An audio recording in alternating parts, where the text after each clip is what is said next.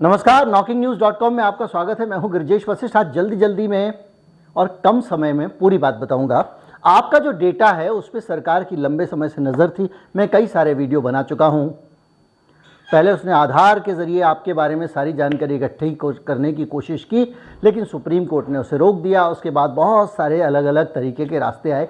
आज उन पर तो बात करेंगे ही करेंगे। एक नई चीज़ आ गई है, उस पर भी बात करेंगे, जो आने वाले समय में आपकी प्राइवेसी पर किस तरह दखल डालने वाली है और किस तरह से आपको प्रभावित करने वाली है। कहीं मत जाइए, चैनल को सब्सक्राइब कर लीजिए। मैं अभी हाजिर होता हूं।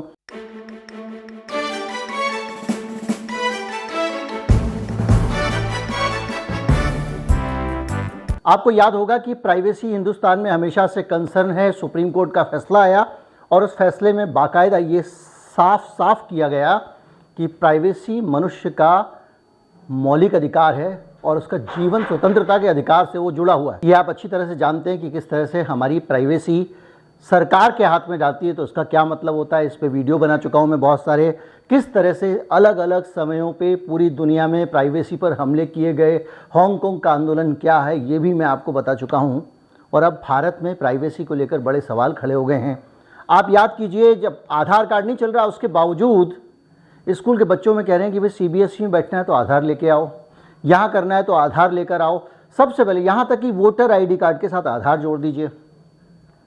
अगर उसको आप थोड़ी देर के लिए रिलैक्स कर दें तो अभी हाल में खबर आई थी जिसमें टेलीग्राम के मालिक ने, मैंने आपको बताया था कि टेलीग्राम के मालिक ने किस तरह से आरोप लगाया कि व्हाट्सएप का पूरा 200 करोड़ लोगों का जो डेटा है व्हाट्सएप के पास में, उसकी एक बैकडोर एंट्री है और वो बैकडोर से डाटा निकालकर सरकारों को देता रहता है। और आपको याद होगा, भारत में सरकार ने ये कहा था कि आपको भारत में रहना है तो आपको हम जो मांगेंगे वो आपको चैट का रिकॉर्ड देना पड़ेगा, आपको बताना पड़ेगा कि किसी मैसेज का सोर्स क्या था। और सोर्स तक पहुंचना आसान नहीं होता, लेकिन ये हुआ। अब एक नया आदेश आया, TRAI, telecom regulatory authority of India, Bharat सरकार का। और अब वो एक नई सुविधा लेकर आ रहा है। अब इस सुविधा में ही दुविधा है। लड़ाई झगड़ा ये शुरू हो गया है कि हमारी प्राइवेसी पर प्राइवेट कंपनियों का कब्जा हो या सरकार का हो। बहरहाल सरकार ने एक कदम आगे बढ़ा दिया और 3 हफ्ते के अंदर TRAI यानी ट्राई हिंदुस्तान में कॉलर ID सेवा शुरू करने वाली है। और इस सेवा के अंतर्गत आपके पास जो कॉल आते हैं उस कॉल के साथ साथ नंबर के साथ साथ कॉल करने वाले का नाम भी आएगा, जैसा ट्रू कॉलर में होता है। अब सरकार एक प्राइवेट ट्रू कॉलर लाने जा रही है, जो एक सरकारी ट्रू कॉलर लाने जा रही है। और उस ट्रू कॉलर में हिंदुस्तान के लोगों का फ़ोन नंबर होगा, यानी आपका कोई भी फ़ोन नंबर आप सीक्रेट नहीं रख पाएंगे। आपका फ़ोन नंबर सरकार के पास होगा और वो फ़ोन नंबर भी सरकार के पास जो आपका होगा, आपका नाम और नंबर जो लिखा होगा कॉलर ID पे आएगा, वो नंबर बाकायदा वो ऑथेंटिकेट नंबर होगा। ऑथेंटिकेट नंबर कैसे होगा? KYC डॉक्यूमेंटेशन होगा, यानी आपके नाम से कौन सा फ़ोन है इसकी सूचना सरकार के पास रहेगी। अब आप किसी आदमी को फ़ोन करें और आप सोचें कि मैं इसको सीक्रेट कॉल कर दूं या मेरा फ़ोन नहीं उठा रहा है तो मैं ज़रा दूसरे नंबर से फ़ोन कर दूं, संभव नहीं होगा। अब आप फ़ोन करेंगे तो आपका ही नाम जाएगा। और ये आपको जो सुविधा सरकार दे रही है या आपका नंबर नाम के साथ जोड़ रही है, इसका एक ही नुकसान नहीं है, इसका दूसरा नुकसान ये भी है कि हिंदुस्तान भर के जितने लोग टेलीफोन का इस्तेमाल करते हैं उन सब के KYC के साथ में नाम और नंबर सरकार के पास पहुंच जाएंगे।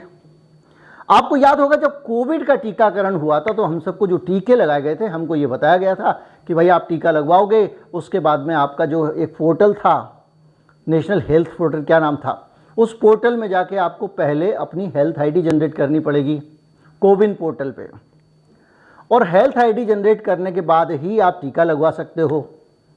हेल्थ ID जनरेट करने के लिए आपको आधार देना पड़ेगा। और जैसे ही आप आधार देकर हेल्थ ID जनरेट कर देते, भारत सरकार के पास एक पूरा डेटा बन गया देश भर के लोगों का जिन्होंने कोविड का टीका लगवाया था, उनको पता चल गया। अब इस डाटाबेस के बेसिस पर ही सरकार लोगों के साथ डील करेगी। और ये बहुत सारे तरह तरह के डाटाबेस, आपकी प्राइवेसी और यहाँ तक कि आपका मैप से आप कहाँ कहाँ जाते हैं, मैंने आपको बताया था, कई वीडियो बनाए थे। गूगल मैप पता लगा लेता है और अब आप मैप के ज़रिए दूसरों को भी ट्रैक कर सकते हैं। ऐसा भी नियम, ऐसा भी एक सिस्टम।